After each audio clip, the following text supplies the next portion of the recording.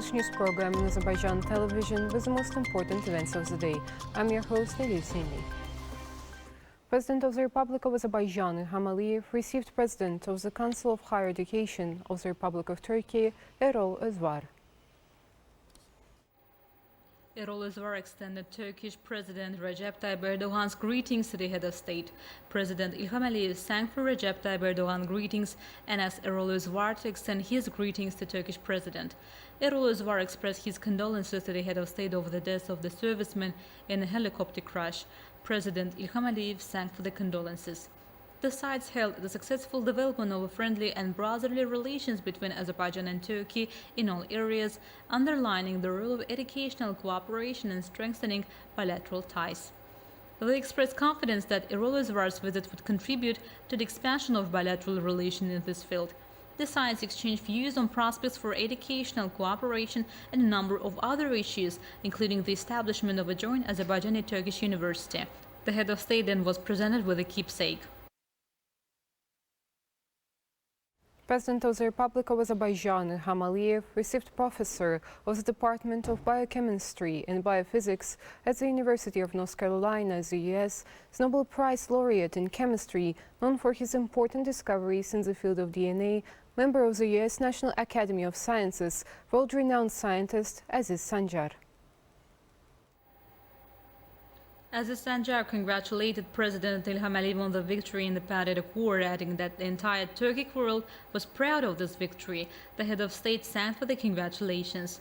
President Ilham Aliyev held Aziz Sancar's personal support for Azerbaijan's just position during the Patriot War and his congratulations on the victory, noting that it served to raise the voice of the country in the world. Recalling that Aziz Sancar helped a child who lost parents as a result of the Armenian missile shelling on Ganja during the war, the head of state described it as an example of great humanity. Describing Aziz Sancar as an important figure of the Turkic world, President Ilham Aliyev expressed satisfaction with his visit to Azerbaijan. The head of state emphasized that the people of Azerbaijan have great respect and love for Aziz Sancar as a scientist and a patriot. The sites then posed for photographs. On December 2nd, President of the Republic of Azerbaijan received President and founder of U.S. Foundation for Ethnic Understanding, Mark Schneier. During the meetings, the parties stressed with satisfaction the historical tolerance reigning in Azerbaijan and the fact that representatives of all the nations and religions, including members of the Jewish community, live in the atmosphere of friendship and tranquility. They also highly praised the care and attention shown at the state level to the Jewish community, along with representatives of other religious and ethnic communities, and active involvement of Jews in the public life of our country. During the course of the conversation, Forum of Partners of the Global Campaign, Peace for Culture, which was held in Baku and attended by Mark Schneier, was assessed as the next contribution of Azerbaijan to the intercultural dialogue. As a result of Armenia's capitulation, Azerbaijan continues its principled policy in the implementation of the Zengusor Corridor, which is the largest mega-project at the regional level. Some information about this project, given after the failure of Armenia in Sochi, shows that all the uncertainties around the Zengusor Corridor were rectified. The principal support received by President Ilham Aliyev in the Zengusor Corridor project after the meetings in Sochi and Ashgabat refutes the baseless arguments cited by Armenia after the signing of the Act of Surrender. The enemy who is trying to prevent the construction of the Zengusor line by raising the issue of border delimitation has to assess these two conceptual issues in a different context. The European Union, the Organization of Islamic Cooperation, the Organization of Turkic States, the Non-Aligned Movement, and the Economic Cooperation Organization, after the Ashgabat summit, believe that the historic project will open up great prospects for a new phase of regional cooperation. The opening of the Zengusor Corridor in terms of transport will usher new opportunities for the whole region. I do hope that Armenia, which has been defeated because of its policy of aggression, will sooner or later realize that its territorial claims to any country will not bring them good or honor. Otherwise, they may find themselves in an even more precarious situation.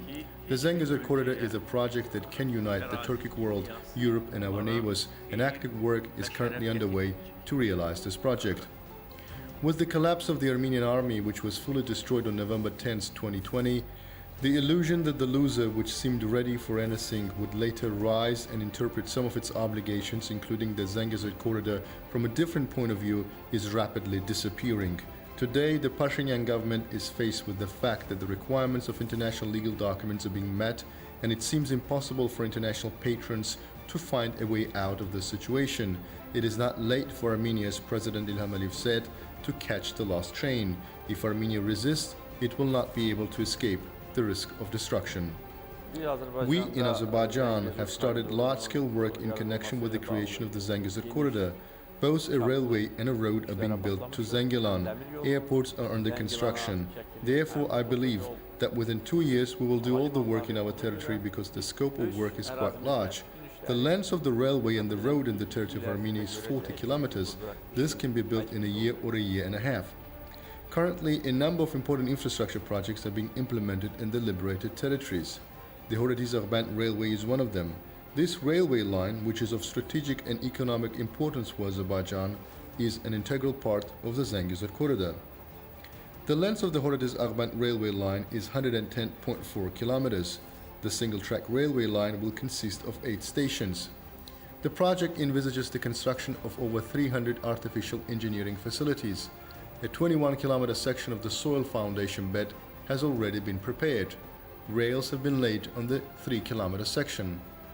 As a result of the project, direct transport links will be established with Nakhchivan and Turkey, and the geo-economic importance of our country will increase. The railway will be of great importance both for the movement of citizens and the transportation of goods to the liberated lands. Most importantly, the Turkic world will be able to reunite through the Zengusor Corridor after all these years. The launch of the corridor will also have an impact on the region's economy, playing an exceptional role in increasing the importance of east-west and north-south transport lines. All this is assessed as a geostrategic continuation of the new realities created by the Great Victory. There is very little time left for Armenia to move in the format of these realities. For the revival of culture in the post-conflict period, lasting peace must be ensured, because where there is peace, there will always be development. Participants of the Partnership Forum of Peace for Culture Global Campaign, which took place at ADA University, spoke about this. It was noted that the Peace for Culture initiative of President Ilham Aliyev had already been supported by 3 international organizations. It is envisaged to prepare a 5-year activity plan with partner structures.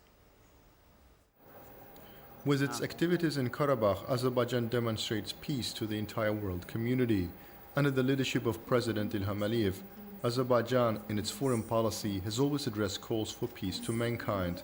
This was stated by the Assistant of the President, Head of the Foreign Policy Department of the Presidential Administration, Hikmet Hajiyev. He noted that only if there is peace we can talk about the development of culture. An illustrative example is the destruction and plundering of cultural monuments, cultural traces and heritage of Azerbaijan in Karabakh during 30 years, during the period of occupation. This concept will contribute to the establishment of peace in the entire world. Hikmet Hajiyev also noted that Azerbaijan is ready to negotiate with Armenia on a peace agreement. He said that the main parameters and principles in the peace agreement are the principles of territorial integrity and sovereignty, inviolability of borders and sovereignty of states. Armenia must recognize and respect the borders of Azerbaijan. Azerbaijan assesses as positive the results of the Sochi meeting. The conclusions reflected in the adopted statement, as well as the results of discussions, may testify to the positive dynamics in the implementations of goals set. Armenia should also be fully aware of the changed geopolitical realities in the region. The conclusion of peace between Azerbaijan and Armenia will be in the interests of Armenia. Azerbaijan, in its turn, will continue to make further efforts to strengthen peace throughout the world. Within the framework of the forum, it was stressed that monitoring has been going on in the occupied territories from October last year to the present day. It was emphasized that during this time, about 400 cultural monuments, about 160 monuments of modern history, over 800 cultural institutions were found. The state of 90% of the discovered monuments is deplorable. After the end of the monitoring, we will turn to international organizations and try to bring Armenia to justice. The forum also touched upon the issue of opening ISESCO regional office in Azerbaijan. It was noted that the preparatory work is at the last stage. The regional office will function in Shusha. In accordance with the combat training plan of the Azerbaijan Air Forces, Bayraktar unmanned aerial vehicles UAVs carried out training flights. During the live-fire training flights, the aerial reconnaissance was conducted in cooperation with units of other types of troops, and the coordinates of the imaginary enemy's land-based targets were determined. The targets were destroyed by precise strikes. The flights of unmanned aerial vehicles were carried out through designated routes. In the course of the training held to improve combat skills, the UAV operators successfully fulfilled the assigned tasks.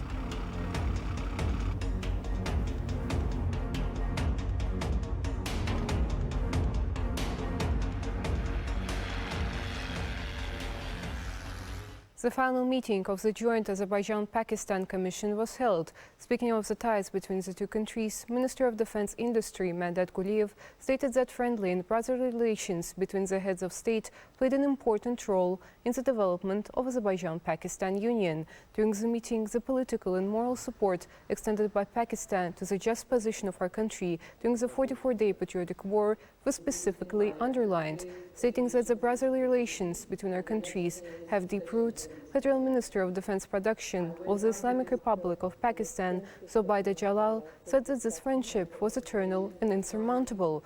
In the end, the protocol and the results of the 7th meeting of the Azerbaijan-Pakistan Joint Intergovernmental Commission on Economic Cooperation was signed. Azerbaijan was elected as a member of the UNESCO Committee for the Protection of Cultural Property in the event of armed conflict. The election was held within the 9th meeting of the state parties to the second protocol to the Hague Convention of 1954 for the protection of cultural property in the event of armed conflict. According to the Ministry of Foreign Affairs, with the support of the majority voting countries, Azerbaijan was elected as a member of the committee for the next 4 years. The 28th meeting of the OSCE Council of Foreign Ministers is being held. Azerbaijan is also represented at the conference. The main topic of the event is security issues in Europe, including the pandemic, the migrant crisis and other issues threatening the continent. The two-day conference, which will be attended by foreign ministers from 57 member countries, as well as representatives of Canada and the United States as observers, will include 3 panel meetings. The issue of peace in the South Caucasus was raised at the first meeting. Turkish Foreign Minister Mevlut Çavuşoğlu said there is an opportunity for lasting peace in the region. Çavuşoğlu said that the OSCE Minsk Group co-chairs, together with the permanent members of the group, can contribute to the process based on new realities. Within the framework of the event, Azerbaijani Foreign Minister Ceyhun Bayramov also had bilateral meetings with his Bulgarian and Finnish counterparts. The meetings focused on bilateral relations and their impact on the development of bilateral relations. The foreign ministers of Guam member states also met in Stockholm to analyze cooperation within the organization. The meeting will also be held between Ceyhun Bayramov and the Armenian foreign minister. A bureau meeting of the OSCE Parliamentary Assembly was held in Stockholm on December 2nd. That of the Azerbaijan delegation, Vice President of the OSCE Parliamentary Assembly, Azay Guliyev, during the discussions of the agenda item, the issue of international politics, informed about the statement signed on November 26 in Sochi by President of Azerbaijan Ilham Aliyev, President of Russia Vladimir Putin, and Prime Minister of Armenia Nikol Pashinyan, in its essence. He says that the statement will make a serious contribution to reducing tensions at the border and the early opening of the Zengusor Corridor. It was noted that in order to discuss the implementation of the statement signed in Sochi, a meeting of the foreign ministers of Azerbaijan and Armenia is expected in Stockholm. Azay Guliyev also protested against the appeals against Turkey.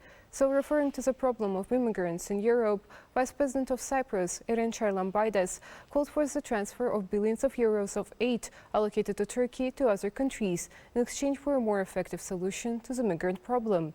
Azay Guliyev noted that such discrimination among the countries is unacceptable and mentioned that an unjust approach against Turkey, where 4.5 million refugees found shelter, is unacceptable. This country has spent $40 billion on the solution of refugee problems over the last 10 years, and it cannot be ignored. That was all for today. Thank you for being with us, and see you next time.